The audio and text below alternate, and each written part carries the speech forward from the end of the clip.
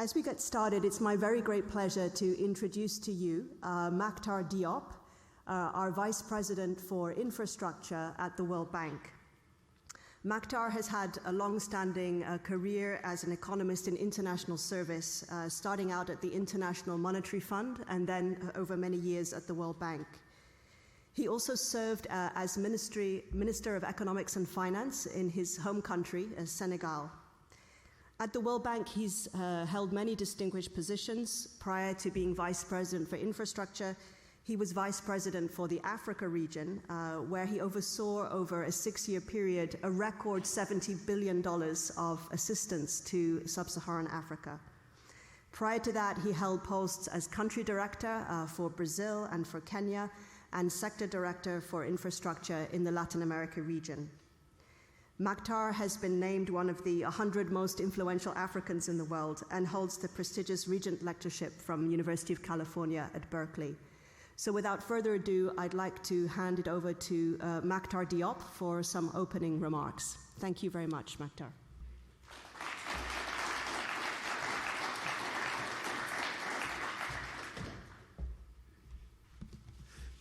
Good morning. It's a bit unusual for me to speak in English to a French audience, because I'm sure that you prefer to hear someone speaking in English with a proper accent, not mine. So it's a huge pleasure to be here. And for my colleagues of the World Bank who come with tie, let's go back to the normal dressing code. Understand we don't need our ties. Thank you very much, all of you, for coming. And I understand how complicated it was for a lot of you to come here to participate. Tirol just came from China. A lot of you come from different places in the world, and we have been experiencing firsthand the complexity of structural reforms in some OECD countries. So when we talk about some reform in developing countries, we can benchmark it. Let's put it that way. So thank you very much to Toulouse School of Economics for really helping us to organize this conference. Thank you very much to Vivian, who has been the Chief Economist for Infrastructure at the World Bank, who's been organizing it with Stefan, who's been also spending time at the bank, but who is from Toulouse. And I would like also to thank Frank, who has been one of the organizers. But let me just jump, because I'm sure that you're more interested in hearing the panelists and Jean's and what I will say maybe as an introduction. We are in the midst of unprecedented innovation, technological disruption in the infrastructure sectors. The speed at which different innovation will progress, how rapidly they will be adopted, and how they will be regulated are areas of huge uncertainty, especially in the developing world. In this context, it's critical that experts and policymakers from all over the world come together to discuss how infrastructure regulation needs to maintain pace with change. This is precisely what we aim to do today with this conference. The first of the sorts is called InfraDev. And what we are intending to do is that every year to have with an academic institution a conference where we'll be thinking and reflecting about issues which are related to infrastructure more generally and digital development.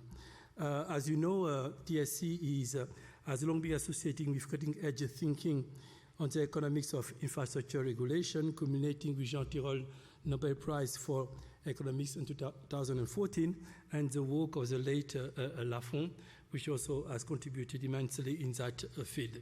It's also fitting that the conference on regulation should take place in Europe, a continent closely associated with regulatory innovation.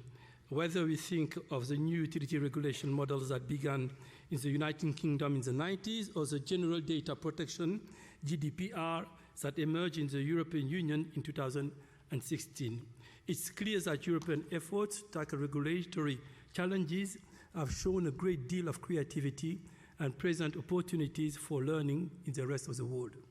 To frame this discussion on infrastructure regulation in the digital area, we would like to draw on the work of Jeremy Rifkin, who has been very influential as a policy advisor both in China and European Union.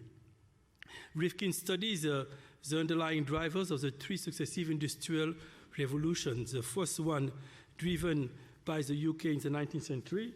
The second one originated in the US in the 20th century. And the third one that we experienced at the beginning of the 21st century.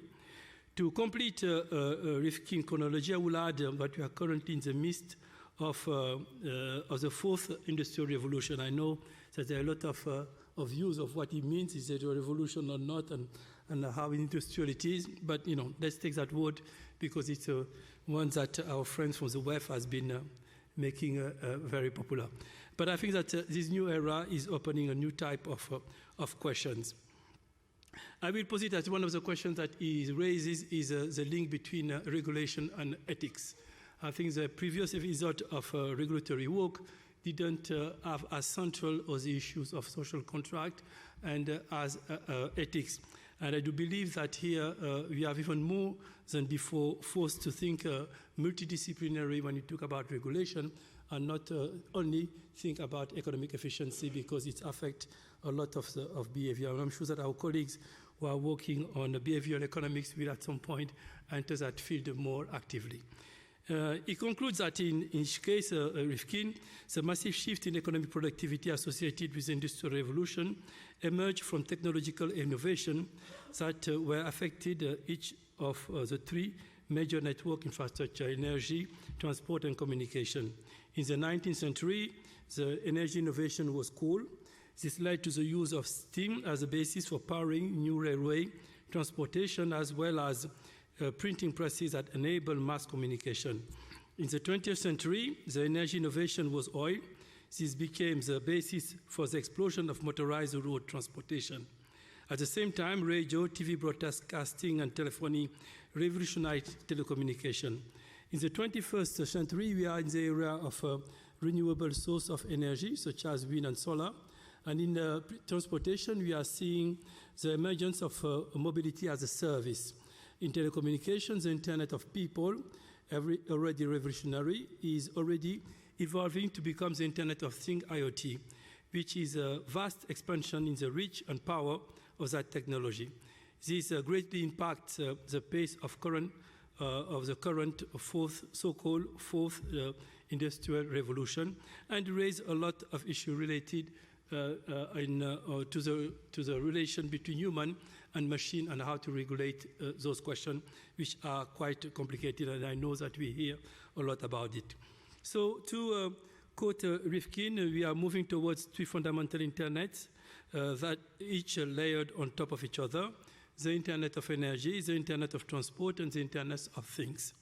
We are currently observing is not just a parallel technological disruption in which of the three network infrastructure, but technological disruptions that leads to convergence between these networks as they overlap and they integrate with each other.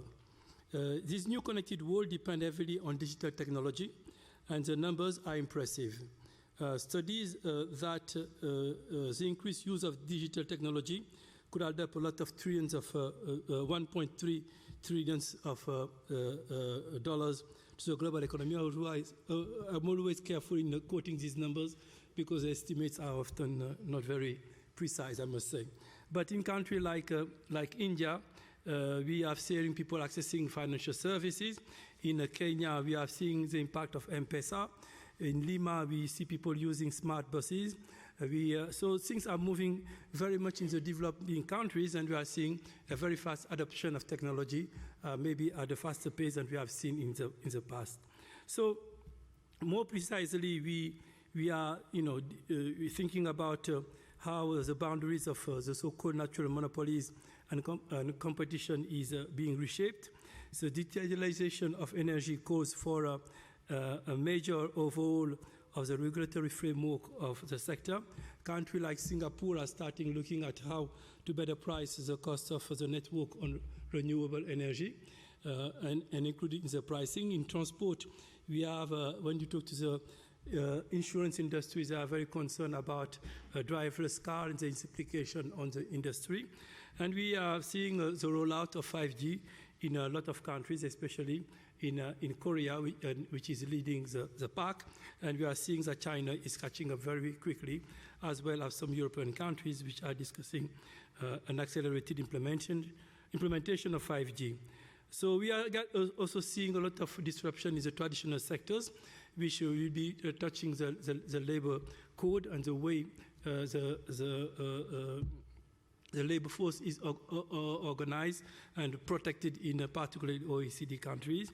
It's disrupting the market forces, and we have seen that the well-functioning market is becoming more and more digitalized, and therefore there are innovation for innovation, but also we need to think about all the barriers to entry that have been created by some of the incumbents. We have risk, and we are very concerned about cybersecurity, which will be an important risk that we are facing. At the World Bank, we are pushing countries to, particularly in Africa, to increase significantly the access to broadband. And I'm participating to the Broadband Commission chaired by the ITU. And one of the big concerns is cybersecurity, and we are very much aware that as we are increasing the access to broadband in developing countries, we need to be thinking about it. We have also some disruptive technology which is being progressively mainstreamed, like quantum computing, and its implication on cyber security. So all these questions are questions which are disrupting a little bit what we are doing at a faster pace, and we need today to think, with your help, about what it means not only for OECD countries, but for developing countries, which are basically countries we are working with. So I would like to thank you for all of you for coming, and I hope that we'll have a very productive day. I'm quite impressed that in spite of these disturbances, we have so many people who are attending our conference. Thank you very much.